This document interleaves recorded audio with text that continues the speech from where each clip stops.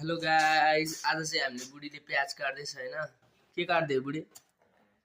प्याज काट्दै हैन, प्याज काटेर बिहान बिहान उठ्ने बित्तिकै उसलाई चाहिँ हैन भात खानुपर्छ हैन, लास्ट भोक लागेर हैन गाइस हैन। त्यही भएर मैले यहाँनिर भात टक्क यहाँ डाडुले हातले मुस्न झ्याउलाएर टक्क देखेको छैन, डाडुले मुस्दिएको हैन।